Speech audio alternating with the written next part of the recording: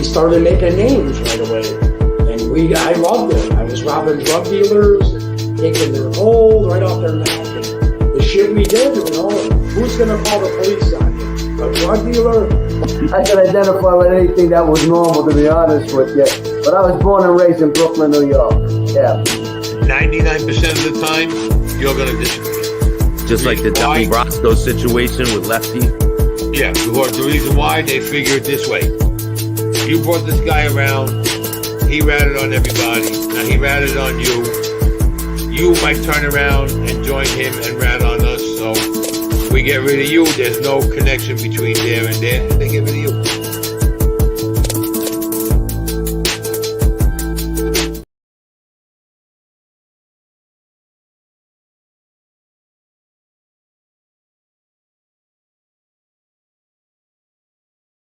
To this episode of Chatting with Staxx. I'm your host, Bill Staxx, and today I got Trilla Da Vinci. What's up, man? How's it going, man? Chilling. I'm doing great, man. No doubt, man. You know, I breezed through the internet, and your music caught my attention, the graphics that you use and all that, and I wanted to give you a chance to come on my show and tell the people your story and how you got to be where you're at in life, man. No doubt. Definitely appreciate it, man. Definitely appreciate it. Before we get started, make sure you guys hit the like, subscribe, and notification bell so you can get my videos every time they drop. And you can get his links. They'll be in the description of this video. So first off, you want to introduce yourself to the people and tell them where you were born and raised and all that stuff? No doubt, man. I go by Trilla Da Vinci, Okarike, aka Trilla Da Vinci. I was actually born in Nigeria. I was raised in Savannah, Georgia, and currently I'm living in Atlanta, Georgia. When did you come to the United States? Oh man, I came very young. I came when I was 3 years old. Yeah, so I pretty much lived here most of my life. Yeah. Yeah, so your early memories are from being in the States. Yeah, pretty much. Yeah. So what was your early life like? Oh man, I mean, just adapting to I came over when I was 3, so just adapting to a new environment, new lifestyle. Grew up, typical immigrant family, household. So had a lot of examples of hard work, just persevering, overcoming odds. I had a great example from my father of how hard work and dedication and taking care of your family and things like that. So that pretty much was what was interwoven into my being from a young age. Yeah, so you used that as you were growing. When did you first start getting into music and stuff? Oh man, I've always had a love for music. Even probably since I was like, I think my 5th birthday. I always tell the story. I got like a keyboard for my 5th birthday and started playing around with it. Started listening to rap music right around that same time, and started, writing real little rhymes and poems of my own. So it's been pretty much with me most of my life. My younger age, I was more on the creative side. So I love to draw. So I draw comic books and things like that. But as I got older, the music started, taking over that. And that became more of my main focus. Was it hard for you to like perform in front of people at first? Yeah, I had my very first performance I did, and it was like at a open mic it wasn't hard. I just didn't know what to do. So I was kind of like up there, kind of in my own world, head down, not really looking at the crowd. So don't know what to do with your hands, right? Yeah, I didn't even know you were supposed to do anything with your hands. So I just kind of like it, just looking down and doing my song. And the crowd liked the song. But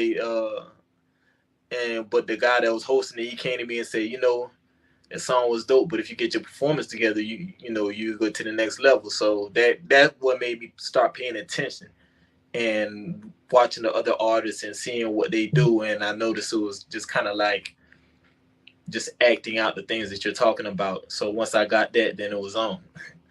How old were you when that took place, the first performance? I was still a teenager, probably like 17, 18. Yeah. So after that, What did you release music before that one? Before that first performance? Yeah, just little tapes around the neighborhood, cassette tapes around the neighborhood, to the people, friends, my friends growing up, things like that. So, and I believe one of those songs off one of those tapes is what I performed.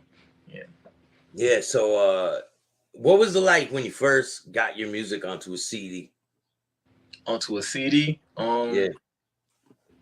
I mean, it was dope, man. It was dope. You know, growing up, just looking at, artists that we liked and that we loved, and just having something of your own that kind of resembled, what they had. It was, of course, it was a little rush that you got from that. You kind of felt like you just joined the club, you joined the party. So it was pretty dope. Yeah. So when you're coming up as a musician, you got to put your talent, you got to put finances, you got to have a budget. Like a lot of people don't understand. They think, "Oh, I'm going to make it big." Like people are just going to keep handing you stuff, and it really doesn't work that way. And I think people have a false perception of what making it really is and what it entails. You know what I'm saying? Yeah, yeah, definitely, definitely. And I was one of those people when I first, started doing it. You Me know, too. yeah, just hearing, you just hear so many stories of, at least in our time, this person got discovered, that person got discovered.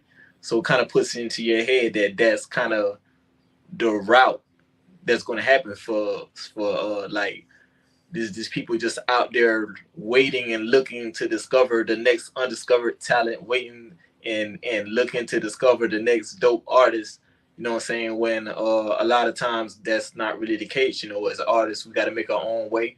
We got to do so it's not just about having talent.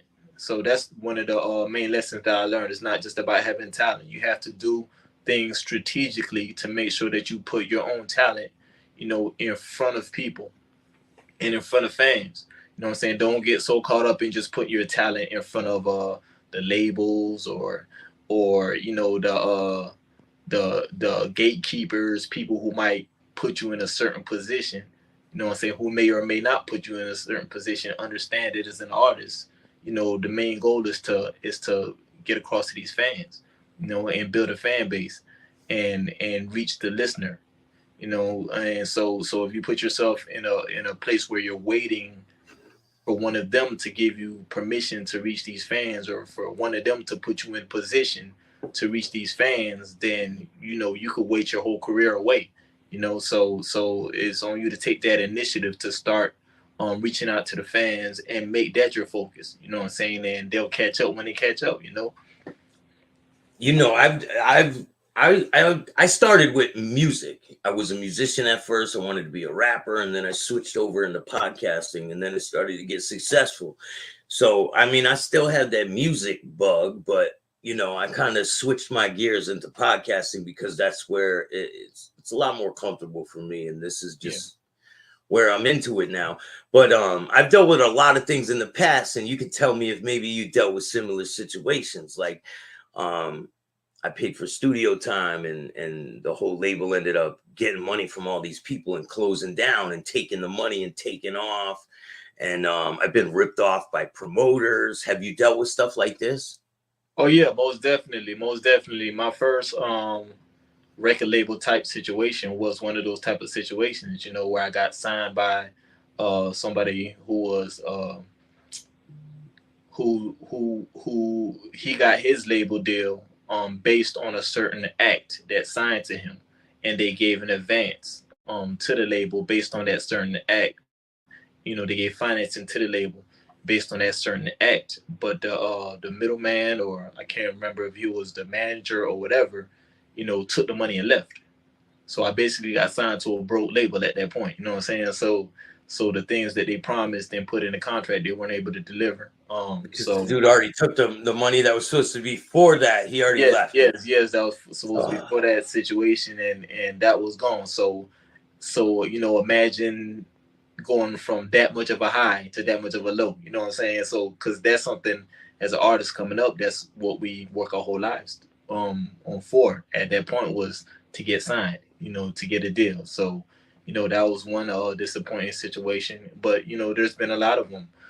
There was one situation I found out about after the fact that there was A&R for a major label, a female A&R for a major label who was looking to sign me, to basically just give me a shot.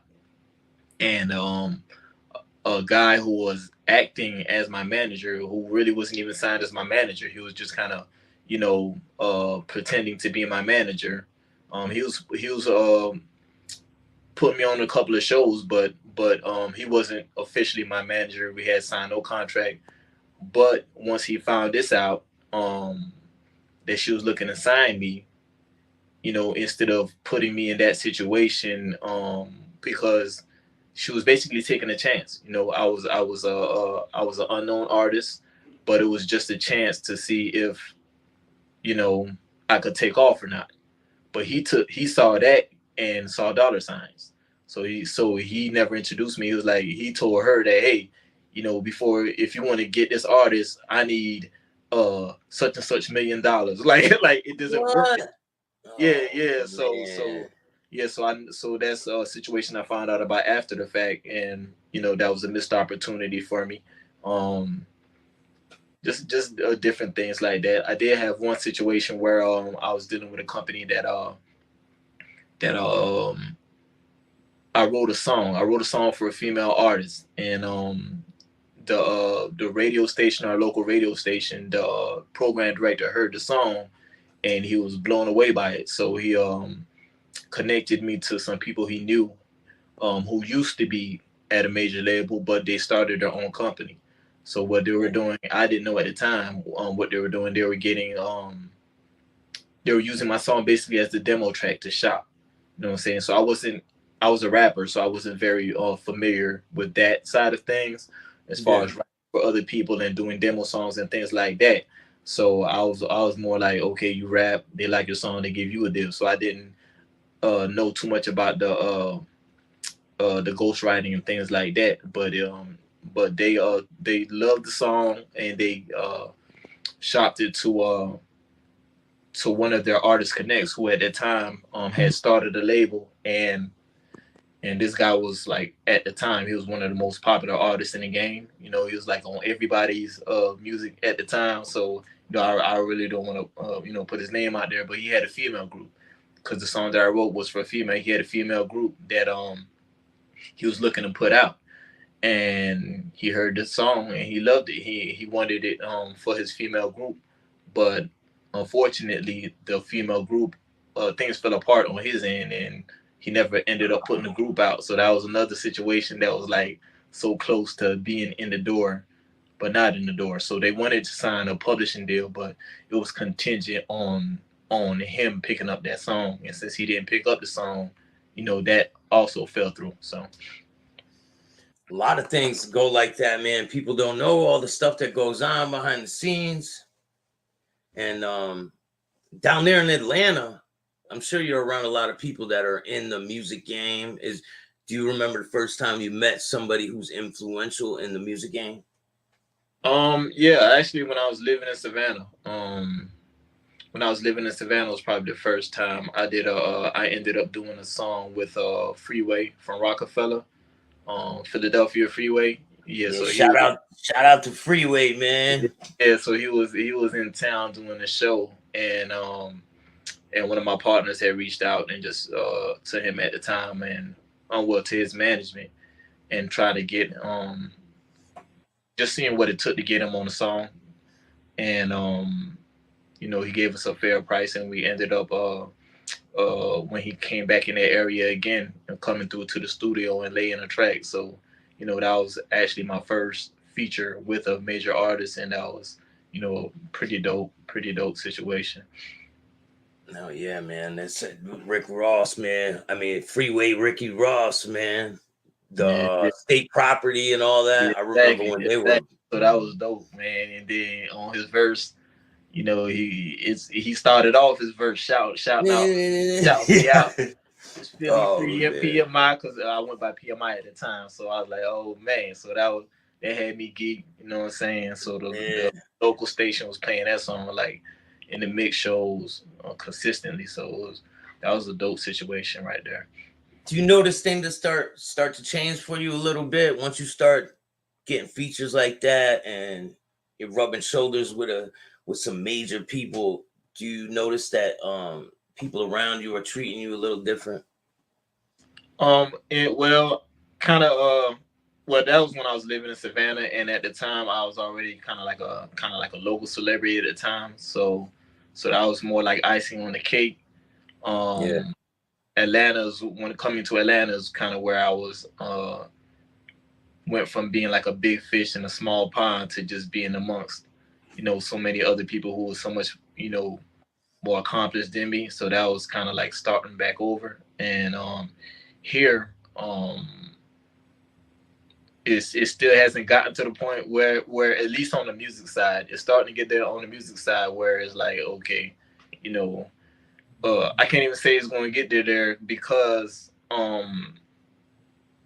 here in Atlanta, that's who I've been connecting with. So it's not like I have I didn't grow up here, so it's not like I have a bunch of people who grew up with me, here, Yeah. who are seeing things change for me. The people who I've met here are in the industry.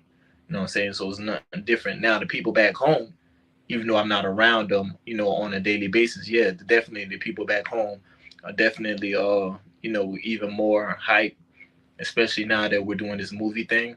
Yeah. Now that I'm writing, directing, and producing movies, coming from a smaller town, they're some of the biggest, hype men about that whole situation. So, I saw that when we went down and did our premiere because we did a premiere one up here in Atlanta, and then we went back down to our hometown and did a movie premiere um, for our first independent film project that I did. Is called Out on a Limb. It's starring Jamal Gravy Willard, who played Biggie on Notorious. Yeah, Um, that's what caught yeah, my eye, man. Was the exactly. movie. It's starring Trey Chaney as well, who's on BMF right now. Most people know him as Poop from The Wire. He's also on Yeah. Saint Sinners. So being able to come down there and premiere that was real dope. People came out, supported. You know what I'm saying? It was just like, if they hadn't treated me like it went from being treated like a local celebrity to just really being just treated like a celebrity. So that was pretty dope. Takes a lot to get something like that done, man. We were just talking about that last night. I had a show and we were talking about who puts the people in place to be a director for a movie. They do. Nobody else does that. Nobody came to you and said, "Hey, I'm gonna put you in this Yeah, role." yeah, exactly. Unless they did, unless I'm wrong, No, right? no, it didn't, man. It was kind of same situation. Like I said, you can't wait on nobody. It was kind of the same situation. I wrote the script. I was inspired to write the script from being in a long line situation, trying to audition for something. I was like, man, I didn't want to be in another waiting game type rat race type situation because I already went through that for so long with the music. Just Yeah, the open mics with 100 artists, long line. You know what I'm saying? Where so just waiting to perform to hope somebody might be in a crowd who may possibly do something to kind of sort of maybe help you. You know what I'm saying? Type situation. So being in that line, I was like, it felt like another rat race. And a guy came up and he was like, man, I was just here to drop off this script. And he kind of got in his car and left. But him saying that, what I'm saying, a light bulb went off now, and I went home and I started immediately working on the script because I was like, that's bringing value in a different way. You know what I'm saying? Bringing value as an actor, there's so many of them, but it's just like only one person came up with an actual script. So I was like, yeah. yeah, I need to be that person. You know what I'm saying? And I've always, wanted to write one and knowing that I could write one. It was just a matter of doing it. So I went home, spent a whole weekend on it. I think I was locked in. I probably had like 60 pages Wait, done. you did that in a weekend? Yeah, I probably had like the 60. Yeah, I had pretty much the whole 60 pages done and that All right. weekend. And after that, it was just kind of building it, making it little. So it ended up like 90 pages when I was done. So yeah, that's just. Oh, I got mine right here, man. I've been working on it for about 8 months now. Yeah. You know I what I'm saying? I heard so many stories of people saying that I working on a script for a year, or I've been working on it for this many months, and but when I started writing, it was like I was just in the zone. It was almost felt like I was just watching the movie in my head and just writing down everything I saw. You know what I'm saying? It just came that fast. But Did writing. you did you write the conversations as you wrote the scenarios, Yes, yes, everything together? yes, Or yes, like, yes, and wow. that's one of my strengths. Well, that's one of I can that's one of the things I enjoy writing the most is conversation. So that was real fun and real easy for me. I still want to develop and get better at writing the technical aspects as far as like Maybe you can help me with mine, man. yeah, as far as like or at least spend so because I it's not that I can, it's just that I love the conversation so much that I spend more time doing that than when it comes to just describing like the scene or describing what's the environment. I just want to get to when the people start talking I'm and in really character start. development. I have my Yeah, character yeah, set and out, and yeah, because that's what it was. My first project, it was a very, very character driven movie, and I just like writing character driven pieces, So and it's like when I was in school, I used to get these in these long writing essay projects, you know what I'm saying, and I'd always procrastinate. Then I'd wake up, have to be at school at 9 o'clock. I wake up at 6 a.m. and just start writing writing it, right? and writing Yeah, it. But I'd always get A's. I always get A's. So that's how I knew, that okay, this is, you know, a gift for me. But of course, as a rapper, as an artist, writing is going to be a gift. So, let me so guess this. You left-handed? no, I'm right-handed. I'm right-handed. Oh, Yeah. I thought you would be left-handed, man, with all the talent that you have. Oh man, yeah. A lot of I have heard that. I have lot of heard. talented people are left-handed. Yeah, definitely. Yeah. Yeah. So were you out in Atlanta when all this when King Von got killed and different things like that were going on out there? Yeah. I was in the city. I wasn't out at the time. I think I hadn't been going out as much, especially since COVID, and really, especially since I transitioned more into doing film. You know what I'm saying? Yeah. So film is like a different world. So music, I was a lot more into the nightlife. So now that I'm doing film, it's more the day life, which is fine with me. You know what I'm saying? So It's a little less dangerous, right? yeah, definitely a little less dangerous, and I like something about just getting up early and getting out and starting to, just it's just that vibe early in the morning when everybody just getting to it. You know what I'm saying? When getting on Yeah. business and getting to work and getting to these meetings and getting to, I love that vibe. So I Yeah. love it a lot more than I like the late night vibe. Anyway, so So, but when you did have the late night vibe and you always going out to like promote and things like that, were there any situations that happened that really stand out in your mind that you can explain? um, I mean, of course, there's always going to be those situations, all over the place. You go out to country towns and and around clubs and alcohol and people getting into it and stuff always going down. But by God's grace, I've never gotten hurt or in any of those in all my years of constantly going out late at night, club that. I've seen a lot of situations go down, but I've always been protected. So that's a blessing. Yeah, man, because it's out of control right now. I think out there, people and Yeah, it's, definitely. It's definitely getting worse, and that's why I'm thankful for this transition. I still love music and I still do music, but I like now it's more on my own terms. So it's not like I'm not going. And plus now you have the internet. It's like, you could market It's the directly. world at your fingertips, man. Exactly. You can market directly to your fans. You don't have to go out to these clubs looking to get into the ear of these so-called gatekeepers all the time anymore. Anyway, what I'm saying? And I think it's a lot more effective now because if you really think about it, like trying to introduce your music to a bunch of drunk people. You know what I'm saying? It's like, are they Yeah. really going to remember that? You know what I'm saying? Are they going to sober up and be like, hey, that song I heard last night that I kind of like? Let me go look it up and Yeah. remember the name of the song or remember the name of the artist or remember any of that. You know what I'm saying? But, on their phone, they have a direct link to that They hear person. the phone and then they go to the club and hear it. They're like, oh, that's that. Yeah, That's yeah, it. exactly. So it's just about taking a different approach. You know what I'm saying? Yeah. Taking a different approach. So now that you have that movie and the raps, did you have distribution for it and everything? Is it playing? Can people see it now? Oh yeah, yeah. It's called Out on a Limb, and it's and right now it's on Tubi. Amazon Prime is up next, but for the moment, right now it's just on Tubi.